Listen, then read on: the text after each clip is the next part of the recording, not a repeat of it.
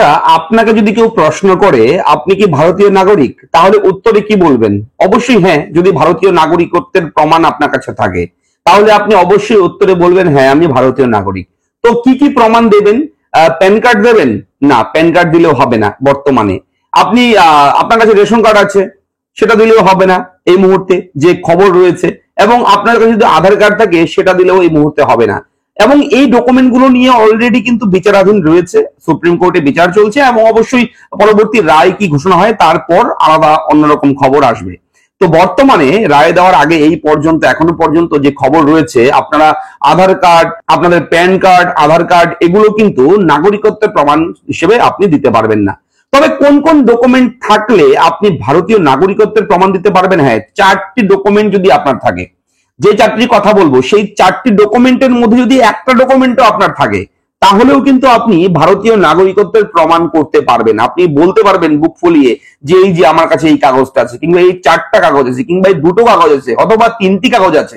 যে 4টির মধ্যে যে কোনো একটা আছে তাহলে আপনি বুক ফুলিয়ে বলতে পারবেন আমি ভারতীয় নাগরিক, আমার কাছে এই কাগজটা আছে, আমি বানিয়েছি। অবশ্যই এই ভিডিওর সঙ্গে থাকবেন, আমি থাকবো আপনার সঙ্গে শুভঙ্কর। আপনি দেখছেন আপনাদের প্রিয় ইউটিউব চ্যানেল এরা ফ্রেন্ড। চ্যানেলটিকে সাবস্ক্রাইব করুন, ভিডিওটাকে লাইক করবেন, একটু বেশি করে শেয়ার করবেন, যাতে করে এই ইনফরমেটিভ ভিডিওটি সবার কাছে পৌঁছায়, যাতে করে সবাই জানতে পারে। চলুন শুরু করি।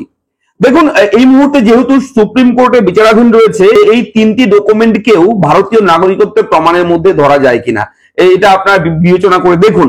এবং ইলেকশন কমিশন বলেছে যে না, আমরা এটাকে নাগরিকত্বের প্রমাণ হিসেবে দেখাতে পারি না, আমরা এটাকে অ্যাগ্রি করি না। তারা বলছে কি, আপনার কাছে যদি অন্য ডকুমেন্ট যেগুলো রয়েছে, অর্থাৎ ভোটার তালিকায় নির্দিষ্ট তারিখ, নির্দিষ্ট সময়, নির্দিষ্ট সনের যে সনগুলো উল্লেখ আছে, আমি এর আগের বিগত ভিডিওগুলোতে বলেছি যে এই সনের ভোটার লিস্টে যদি নাম থাকে তাহলে আপনি নাগরিকত্ব প্রমাণ করতে পারবেন। এবং আপনার বাবার জন্মস্থান যে রয়েছে তার প্রমাণ দিতে পারলে বার্থ সার্টিফিকেটটাকে আপনি দিতে পারেন জন্ম নাগরিকত্বের প্রমাণ হিসেবে। জন্ম সার্টিফিকেট, সেখানে কিন্তু কোথায় জন্ম হয়েছে আপনার সেটা কিন্তু উল্লেখ থাকে, সেটাও কিন্তু ইলেকশন কমিশন বলেছে ঠিক আছে, সেটাও মেনে নেওয়া যায়।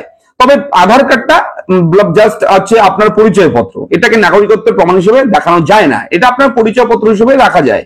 এবং প্যান কার্ড, এটা ইনকাম ট্যাক্স ডিপার্টমেন্টের ট্যাক্সের জন্য, ইনকাম ট্যাক্সের জন্য ভারতে আছেন, ভারতে ট্যাক্স দিচ্ছেন, তার একটা প্রুফ হিসেবে আপনার সেই কার্ডটা, ঠিক আছে, সেখানে আপনার আইডেন্টিটি, সেটাও আপনার পরিচয়পত্রের মতো কাজ করবে, সেখানে আপনার ছবি থাকবে, আপনার নাম থাকবে, সবকিছু থাকে। তো এগুলো নাগরিকত্ব প্রমাণ নয়। তাহলে কোন 4টি ডকুমেন্ট প্রমাণ? আমি একদম প্রথম থেকে বলবো আপনাদেরকে, এক এক করে বলবো। প্রথমে হচ্ছে বার্থ সার্টিফিকেট, আপনার জন্মের শংসাপত্র। যে বার্থ সার্টিফিকেট, আপনার জন্মস্থান যেখানে জন্ম হয়েছে সেই ডিটেলস থাকে বার্থ সার্টিফিকেটে। আপনি কত সালে জন্মগ্রহণ করেছেন, কোথায় জন্মগ্রহণ করেছেন, কোন জেলা, কোন জায়গায়, হসপিটাল, নার্সিং হোম, কিংবা বাড়ি, কিংবা যে কোনো জায়গায় আপনার জন্মস্থান কোথায়, ভারতে হয়েছে না অন্য কোনো দেশ হয়েছে, সেটা কিন্তু উল্লেখ থাকে বার্থ সার্টিফিকেটে। সেহেতু জন্ম সার্টিফিকেটটা কিন্তু আপনার ভারতীয় নাগরিকত্বের প্রমাণ হিসেবে আপনি দেখাতে পারেন। এবং দ্বিতীয়ত যেটা বলা হয়েছে পাসপোর্ট। পাসপোর্ট, দেখুন পাসপোর্ট তো সবার কাছে থাকে না, এটা আমি এর আগের ভিডিওতে দেখেছি, অনেকে কমেন্ট করেছে। এবং হ্যাঁ, এটা কিন্তু অনেকের কাছে থাকে না। কজনের কাছে পাসপোর্ট থাকে? আমার পাসপোর্ট নেই, আমি বানাইনি, আমার প্রয়োজন পড়েনি, আমার কাছে অন্যান্য সমস্ত ডকুমেন্ট আছে। তো পাসপোর্ট নাই থাকতে পারে, কেউ বানাবে, কেউ বানাবে না, কেউ হয়তো বিদেশে যাবে ঘুরতে, তখন পাসপোর্ট, ভিসা এগুলো বানিয়ে ফেলে, ঠিক আছে, তখন দরকার পড়ে। তো আমরা সাধারণত ভাবি কি, কোথাও বিদেশে গেলে তখন পাসপোর্ট বানাতে হয়, ভিসা বানাতে হয় এগুলো।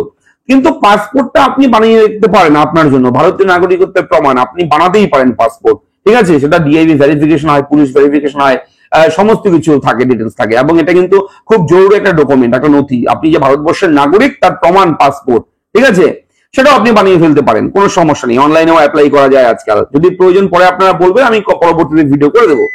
এবং এই যে ডকুমেন্টের নামগুলো বলছি, কোনো ডকুমেন্ট যদি আপনার বুঝতে অসুবিধা হয়, যদি বানাতে চান, অবশ্যই কমেন্ট করবেন, আমি পরবর্তীতে ভিডিও করবো যে সেই ডকুমেন্টটা আপনি কি করে বানাবেন সেটা আমি বলে দেবো। এরপর 3 নম্বরে রয়েছে কি জাতীয়তা শংসাপত্র। এই জাতীয়তা শংসাপত্র কিন্তু একটা গুরুত্বপূর্ণ নথি, এই ডকুমেন্টটাও কিন্তু আপনারা ভারতীয় নাগরিকত্বের প্রমাণ হিসেবে দেখাতে পারবেন, ঠিক আছে। জাতীয়তা শংসাপত্র যেটাকে বলা হচ্ছে, এটি নাগরিকত্বের প্রমাণ, আপনি ভারতে আছেন, ভারতের নাগরিক, তার প্রমাণ কিন্তু এই জাতীয়তা শংসাপত্র। এটা কি সাধারণত রাজ্য সরকার অথবা কখনো জেলা স্তরের কর্তৃপক্ষ দ্বারা এটি জারি করা হয়, ঠিক আছে, রাজ্য সরকার দিতে পারে, জেলা স্তরের কর্তৃপক্ষ দিতে পারে, ঠিক আছে। অবশ্যই কিছু ক্ষেত্রে এই শংসাপত্র স্বরাষ্ট্র মন্ত্রক থেকেও জারি করা হয়, কিছু কিছু ক্ষেত্রে এই জাতিগত শংসাপত্র স্বরাষ্ট্র মন্ত্রক থেকেও কিন্তু জারি করে, ইস্যু করে। এবং 4 নম্বর যে ডকুমেন্টটা সেটা হচ্ছে নাগরিকত্ব সার্টিফিকেট। এটা অনলাইনে অ্যাপ্লাই করা যায়, অনলাইনে ওয়েবসাইট আছে, আমি দেখাবো ওয়েবসাইটটা, ঠিক আছে? সেই ওয়েবসাইট থেকে আবেদন করা যায় এবং এই নাগরিকত্ব সার্টিফিকেট অথবা আপনি এটাকে রেজিস্ট্রেশন সার্টিফিকেটও বলতে পারেন, ঠিক আছে? এবং এটা কিন্তু 1955 সালের নাগরিকত্ব আইনের 5 এবং 6 ধারার অধীনে ভারতীয় নাগরিকত্ব অর্জনকারী বিদেশি নাগরিকদের স্বরাষ্ট্র মন্ত্রক কর্তৃক দেওয়া হয়। কি রয়েছে বিষয়টা আমি বলে দিচ্ছি, ভেঙে বলে দিচ্ছি।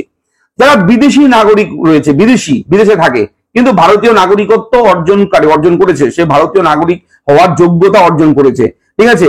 তাহলে তাকে স্বরাষ্ট্র মন্ত্রক থেকে এই যে নাগরিকত্ব সার্টিফিকেট কিংবা রেজিস্ট্রেশন সার্টিফিকেট সেটা কিন্তু দেয়, ভারতের নাগরিকত্বের জন্য তাকে অ্যালাউ করে, ঠিক আছে? অ্যালাউ করে সেই সার্টিফিকেটটা স্বরাষ্ট্র মন্ত্রক থেকে কিন্তু দেওয়া হয়।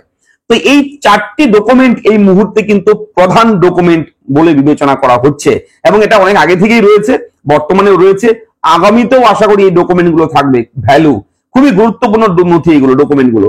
তো এখানে কিন্তু কোথাও দেওয়া নেই যে Aadhaar card, ration card, voter card এগুলো থাকবে, এগুলো থাকবে নাগরিকত্ব প্রমাণ। কেননা ইলেকশন কমিশনের কাছে অনেক অভিযোগ গেছে যে অনেক জালিয়াতি ভাবে অনেক ফ্রড করেছে, অনেক মানুষ বাইরে থেকে ঢুকেছে, রোহিঙ্গা যেটা বলা হয়, এবং বাংলাদেশি যারা আছে, অনেক বাংলাদেশি ভুয়ো ভোটার কার্ড, ভুয়ো আধার কার্ড, ভুয়ো প্যান কার্ড এগুলো বানিয়ে জাস্ট বিন্দাস ভারতবর্ষে আছে, কোনো না কোনো রাজ্যে থাকছে, কোনো না কোনো জায়গায় থাকছে দেশের, সেখানে থেকে তারা দাবি করছে আমার কাছে প্যান কার্ড আছে, হ্যাঁ আমার কাছে আধার কার্ড আছে, আমার কাছে রেশন কার্ড আছে, আমি ইন্ডিয়ান সিটিজেন, আমি ভারতীয় নাগরিক।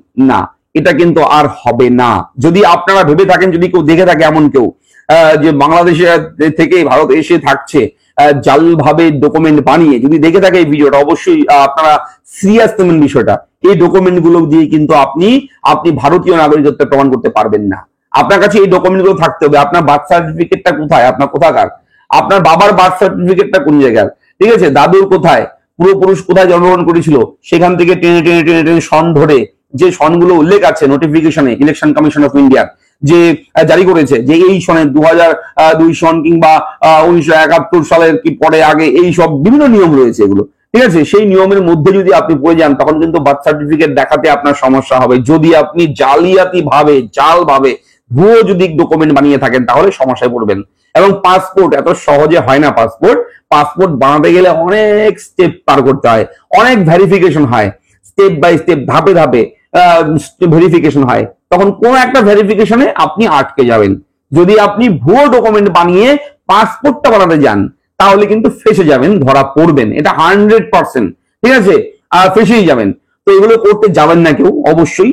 এবং এই ভিডিওটা অবশ্যই শেয়ার করবেন, সবার সঙ্গে শেয়ার করবেন, যাতে করে এই ভিডিওর ইনফরমেশন সবার কাছে পৌঁছায়। ভিডিওগুলো কেমন লাগে আমাদের অবশ্যই জানাবেন। আমি একদম প্র্যাকটিক্যালি কথা বলি আপনার সঙ্গে, আমি যেভাবে বাইরে কথা বলি আপনার সঙ্গে সেম ভাবে কথা বলি, কোনো সাজিয়ে গুছিয়ে বানিয়ে বলার ব্যাপার নেই।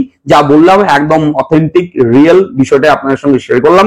যদি ভিডিও ভালো লাগে ভিডিওটা লাইক করবেন, চ্যানেলটাকে সাবস্ক্রাইব করবেন, এবং কোথাও কোনো রকম ডাউট থাকলে, কিছু জিজ্ঞেস করার থাকলে কমেন্ট বক্স খোলা থাকবে, কমেন্টে এসে মন খুলে লিখে দিন। চলুন দেখা হচ্ছে নেক্সট ভিডিওতে। ভালো থাকবেন অবশ্যই, ধন্যবাদ।